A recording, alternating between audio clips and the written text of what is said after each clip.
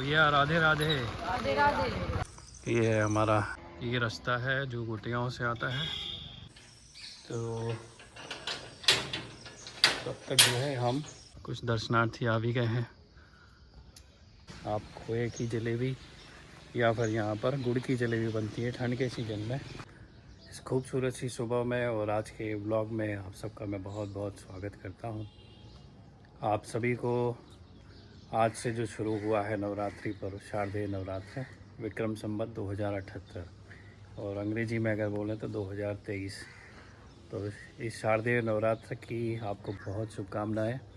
चूँकि मैं अभी फ़िलहाल परमहंसी गंगा आश्रम जाता हूँ, वहाँ के राधा कृष्ण मंदिर में, तो आज का दिन मेरे ख्याल से अच्छा है। वैसे तो रोज़ ही अच्छे होते हैं, लेकिन हम हिंदू लोग जो है ना, कुछ जो बहुत पवित्र तीर्थ त्यौहार पर्व आदि आते हैं तो उनको कोई भी नया काम शुरू करने के लिए बहुत शुभ मानते हैं और हम चाहते हैं कि उनकी शुरुआत उन्हीं पवित्र दिनों में, पर्वों के दिन पर हो। तो परमहंसी गंगा आश्रम क्षेत्र में जितने भी सुंदर सुंदर मंदिर हैं, वहाँ की जो प्राकृतिक छटा है, पर्वत है, वन है, और वो सारी चीज़ें मैं आज से हम शुरू करते हैं देखना। हम ब्लॉग बनाते हुए उन सब के मैं भी दर्शन करूँगा और आपको भी दर्शन कराऊँगा, ताकि जब आपका यहाँ पर आने का मन हो तो आप भी यहाँ आ सकें और इस खूबसूरत जगह का आनंद उठा सकें और भगवान के दर्शन भी कर सकें। तो आपके साथ चाय की एक चुस्की ले लेता हूँ, हो सकता है आपका भी मन कर जाए चाय पीने का। पक्का मन करेगा। तो शुरू करेंगे आज की जर्नी। और सबसे पहले जो है आज भगवती राजराजेश्वरी के मैं दर्शन करूंगा, आपको भी दर्शन कराऊंगा। तो मिलते हैं कुछ देर बाद। राधे श्री राधे। पहुंच गया हूँ जी भैया मैं परमहंसी गंगा आश्रम। मेरी राम प्यारी मैंने यहाँ खड़ी कर दी है पेड़ के नीचे। तो राधा रानी के लिए भैया खोए की जलेबी में ले आया हूँ, और आप कभी आओ तो हमारी राधा रानी के लिए है ना, परमहंसी गंगा आश्रम क्षेत्र में जो राधा कृष्ण जी का मंदिर है, आपसे निवेदन है कि आप खोए की जलेबी या फिर यहाँ पर गुड़ की जलेबी बनती है ठंड के सीज़न में, तो वो लेकर आइएगा। हमारी राधा रानी को रस से भरी चीज़ें पसंद है और मीठी चीज़ें पसंद है, क्योंकि वो खुद भी बहुत मीठी हैं और ख़ुद भी रस से भरी हैं। ये है राधा रानी का मंदिर। कल शाम को तो मैं यहाँ पाइप से, नल के पाइप से इस सड़क को धोकर गया था, और ऊपर भी मंदिर परिसर में पानी डाल के वाइपर से फिर उसको धोया था। राधे राधे।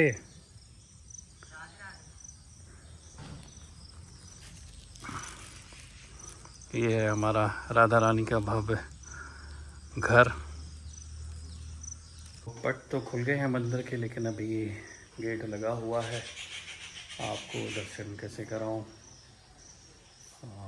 यहाँ थोड़ा स्पेस है, यहाँ से करा देता हूँ। गेट खोल लेता हूँ और ये लीजिए, आप राधा रानी के, कृष्ण भगवान के मंगला दर्शन कर लीजिए।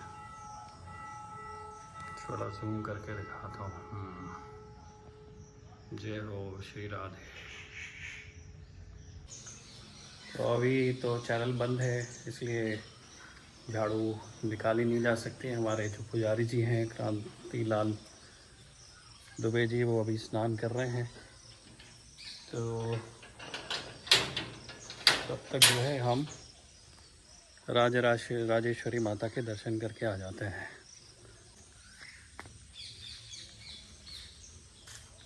आज सुबह जब मैं अपना नाम जप और नित्य नियम कर रहा था, तो मेरे मन में एक भाव आया कि कृष्ण भगवान को पाना बड़ा सरल है, सहज है, और उनको पाने के लिए कोई विशेष साधना नहीं करनी पड़ती है। एक ही साधना है उनकी, प्रेम। अगर निश्चल और निष्काम प्रेम हमारे मन में है राधा रानी के लिए, भगवान श्री कृष्ण के लिए, तो यही एकमात्र साधना है, यही एकमात्र पूजा है जिससे कि हम उनको पा सकते हैं। तो ये आगे हम भी है राधा रानी के मंदिर के बाहर। रास्ता देखिए ये।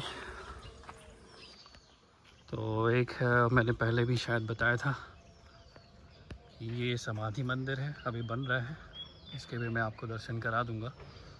ब्रह्मलीन ब्रह्म शंकराचार्य श्री स्वामी स्वरूपानंद जी महाराज। ये रास्ता ऊपर गाड़ी से गया है, एक गाड़ी इस तरफ से आ रही है। तो भैया राधे राधे। राधे राधे। और बहुत सारे रास्ते हैं, धीरे धीरे जब अलग अलग जगह पर हम दर्शन करने जाएंगे तो आपको आइडिया हो जाएगा। फ़िलहाल हम मेन रास्ते से चलते हैं, सीढ़ियों वाले रास्ते से। तो माता रानी के जितने मंदिर हैं, जो माता रानी ज़्यादातर पर्वतों पर ही विराजमान होती हैं। वैष्णो देवी का हम मंदिर देख रहे हैं, मध्य प्रदेश में एक मैहर है, वहाँ शारदा माता का मंदिर है। हम छत्तीसगढ़ जाते हैं, माँ डोंगरगढ़ नाम की एक जगह है, तो वही बड़ा सुंदर तीर्थ स्थल है। बमलेश्वरी माता है, वो भी पर्वत पर विराजमान है। तो ज़्यादातर आप माताएं देखेंगे वो पर्वतों पर ही मिलती हैं। उनको अगर पाना हो तो उनकी साधना भी बड़ी कठिन होती है और दुर्गम रास्ते होते हैं, बड़ी ऊंची चढ़ाई होती है जो चढ़ के जाना पड़ता है। तो भौतिक दृष्टि से भी देखें और आध्यात्मिक दृष्टि से भी देखें तो माता रानी को पाना और उनकी आराधना करना, उनको प्राप्त करना, उनको प्रसन्न करना थोड़ा सा दुर्गम है, कठिन है। ऐसे ही शंकर जी का है, कहते तो है वैसे कि वो जल्दी प्रसन्न हो जाते हैं, लेकिन वो भी बड़े कठिन जगहों पर विराजमान होते हैं। कैलाश पर्वत पर, ठंडी जगहों पर, वो भी ऊंचे पहाड़ों पर ही विराजमान होते हैं। और जैसे हम उत्तराखंड में देखें, जहाँ जहाँ पर भी हिमालय में भगवान शिव हैं, कैलाश मानसरोवर की यात्रा होती है, बड़ी दुर्गम है। और अमरनाथ की यात्रा है, वो बड़ी दुर्गम है।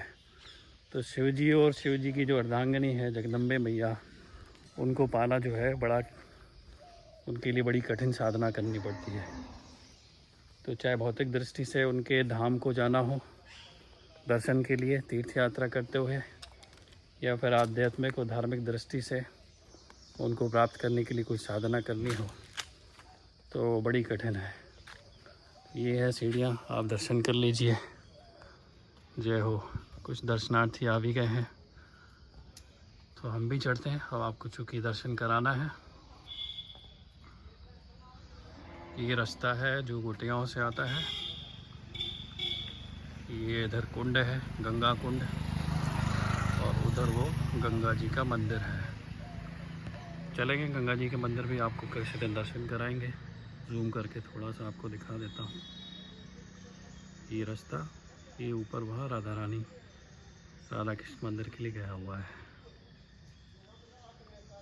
जय हो। एक और माता जी आ रही हैं दर्शन करने के लिए। जय हो। चलो भैया चढ़ते हैं कठिन सीढ़ियाँ। जय हो माता रानी।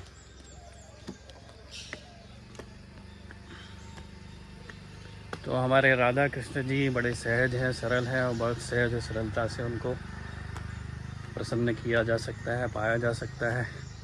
और वो कोई बहुत दुर्गम जगहों पर, पर्वतों पर और ठंडी जगहों पर भगवान शिव के जैसे कैलाश मानसरोवर में, हिमालय में या माता की तरह पर्वतों पर विराजमान नहीं होते।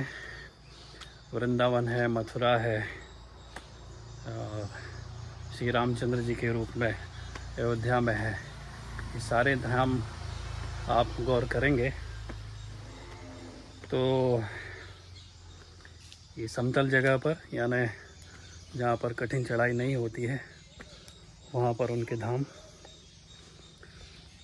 होते हैं और आसानी से वहाँ पर पहुँचा जा सकता है। ये देखिए कितना शानदार दृश्य दिखता है। जय हो। ये है यहाँ का मंदिर का इधर से एक छोटा सा व्यू।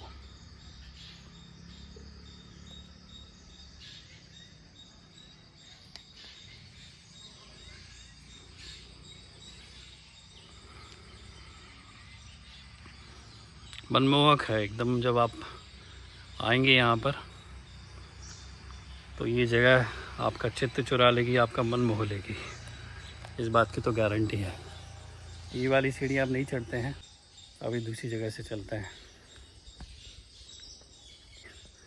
प्रेम ही एकमात्र, मुझे ऐसे समझ में आता है, मैं आपको ज्ञान नहीं दे रहा हूँ, ये मुझे आज एहसास हुआ तो मैं आपसे शेयर कर रहा हूँ। आप चूँकि मैं और आप अब एक ही परिवार का हिस्सा हैं, तो कुछ ना कुछ जो कुछ भी बातचीत है, जो कुछ भी मन में मेरे भाव हैं, वो आपसे तो शेयर कर ही सकता हूँ, बस इसलिए शेयर कर रहा हूँ। तो कहते भी हैं कि भगवान जो है वो प्रेम के भूखे हैं, उनको प्रेम ही पसंद है, प्रेम से ही वो रीझ जाते हैं। तो वस्तु तो हम अपने प्रेम के वश अर्पित करते हैं उनको। अब कहाँ से चढ़ें? जय हो, यही सीढ़ियाँ चढ़ लेते हैं। तो हम प्रेम है जैसे हम अपने सगे संबंधियों के लिए, अपने घर में परिवार के जो सदस्य होते हैं, जैसे आपकी पत्नी है, पति हैं, बच्चे हैं, माता पिता हैं, नाना नानी हैं, मित्र हैं, जो भी आपके प्रियजन हैं, जब आप उनसे भेंट करते हैं, उनसे मिलते हैं, तो उनके लिए कुछ ना कुछ आप उनकी पसंद की चीज़ लेके जाते हैं। कुछ खाने पीने की चीज़, कुछ वस्त्र रूपी चीज़। तो ऐसे ही राधा रानी और श्री कृष्ण जी हैं, उनको जो चीज़ पसंद हो वो अगर हम बड़े प्रेम भाव से उनके लिए लेके जाएं, महंगी और सस्ती से मतलब नहीं है, बस प्रेम से और भाव से वो चीज़ आप उनके लिए लो और लेकर जाओ, तो बड़े प्रसन्न होते हैं। तो भैया जब आप माता जी के दर्शन के लिए आएंगे तो माता जी से ही कमल के फूल और माला खरीद सकते हैं। माला बड़ी वाली कितने की बनाते हो? भगवती जी की। हाँ, भैया से बात कर, भगवती की 200 रुपये फुल साइज 5 फीट। और जो राधा कृष्ण जी को जाती है वो वाली? वो तो 50 रुपये की। अच्छा, भगवती जी के लिए और बड़ी बनती है क्या? हाँ, भगवती की 5 फीट की रहती है, बहुत बड़ी। 5 फीट की? अरे बाप रे। जितने साइज आप है ना, हाँ। बड़ी रहती है। और प्रसाद जो था, चुन्नी वगैरह, वो किस किस प्राइस की रहती है? थाली 100 रुपये की। 100 रुपये की? उसमें सब श्रृंगार माल। कम वाली भी है क्या? कम वाला 50 रुपये का। 50 है और 100 है। हाँ। चलो भैया यात्रा आगे बढ़ाते हैं।